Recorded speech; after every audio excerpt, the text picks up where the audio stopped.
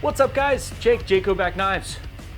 We've got lots of knives to show you guys, so let's dive into this.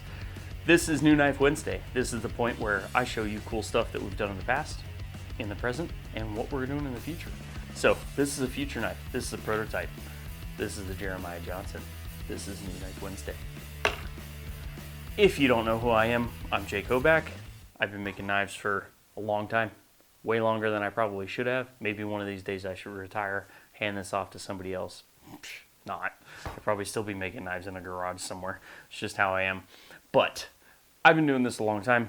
I really try to do the best I can, take advice, learn new things, and constantly try to innovate with the highest quality tools and information masterminding and every bit of everything that I can glean from the outside world, bring it all in and make the coolest tools humanly possible.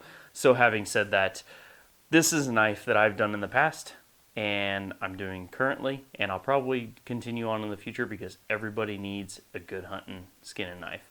So having said that, the Jeremiah Johnson, this guy is pretty cool. We've done this blade in the past. We are currently doing it. This is, probably revision 3 on this knife, and hence the Jeremiah Johnson name. This guy will come with a neck sheath, Kydex sheath. It's a cord wrap handle. We're going to do 2 flavors.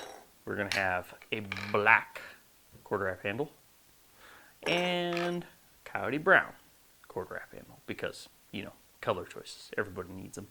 It is a sandblast stonewash finish. It is an 1/8 inch thick blade. And if I am not mistaken, we went with 20 CV on these guys because everybody needs 20 CV in their life because it's awesome. And it's the same thing as M390, so, whatever. Everybody loves M390, but you can't source it anywhere because apparently one of the smelters had a giant fire or something, unfortunately, and it's getting scarce.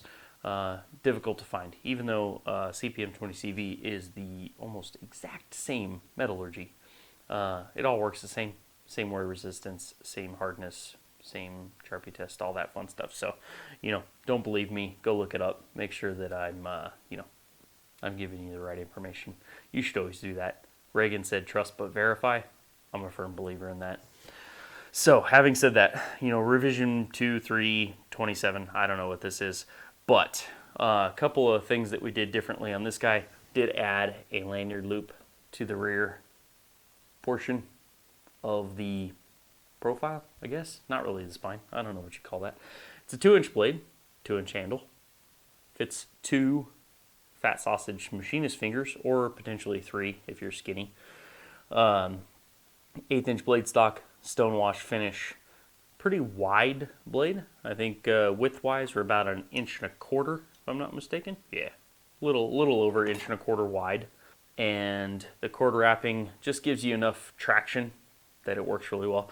This is a outdoorsman's dream style utility knife. This is small, you put it in your fingers, really good if you want to skin or cape an animal, butchering out large or small game. This is going to work really well. Having said that, I think there is a whole lot of emphasis put on like skinning knives and hunting knives and stuff like that, and I've probably killed more animals than the Spanish flu killed people. And I would like to say that the blade doesn't matter if you have the skills for butchering animals.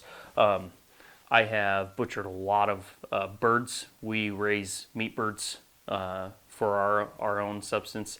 And we put away, anywhere from 25 to 100 a year, maybe more than that sometimes. And then, between deer and elk and cows and everything, I will usually just pick up whatever blade is available that's sharp, and I'll go to town. I've been doing it long enough that the blade shape doesn't really make that big of a difference. So, you want to be careful with like, oh, I have a skinning knife, I can do whatever I want. The point is you need to know what you're doing before you dive into it and before it's really going to matter.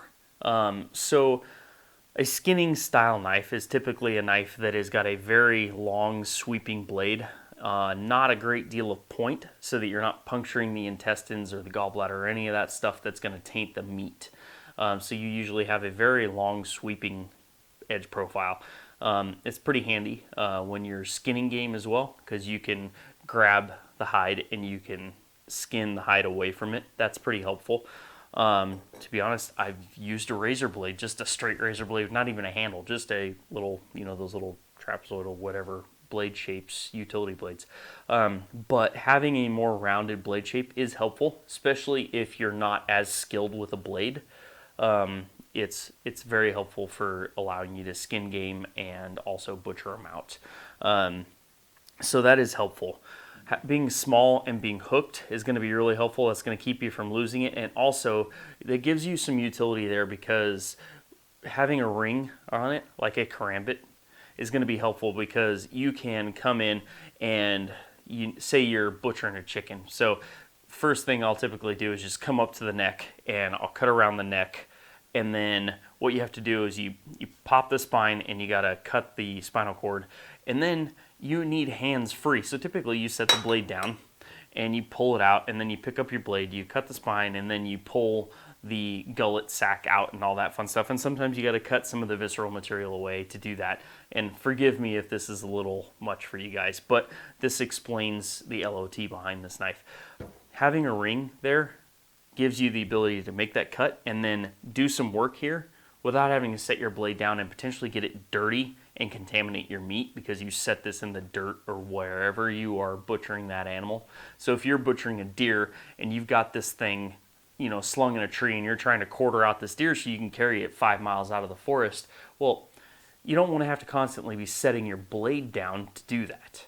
You set that down in the dirt, and all of a sudden now every time you're making a cut, you're putting all that dirt and bacteria and nastiness into the meat. So having the rings available, obviously you have to be careful you're not cutting and stabbing yourself, but at the same time, that's keeping you from having to set that blade down if you need to do something. If you make your slit and you've got to reach in and pull guts out, well, not having to set your blade down is pretty handy, because oftentimes when you're pulling all the internal materials out, there's stuff that you have to cut to get it to come out all the way. So being able to hold on to it like that is super helpful. This stuff is really easy to wash and sterilize. To be honest, I would not fear just taking this thing, throwing it in the dishwasher. And the cord is really not the deal when it comes to sterilizing, because realistically, when you're butchering an animal or what have you, hunting, after you're done, when's the next time you're going to use that blade? It's going to be a long time, okay? So you wash it really good, you put some good soap on it, leave it out in the sun for a day or two, voila, you're not having to worry about all that bacteria. So it's not really that big a deal. People put way too much emphasis on, everything's got to be sterile.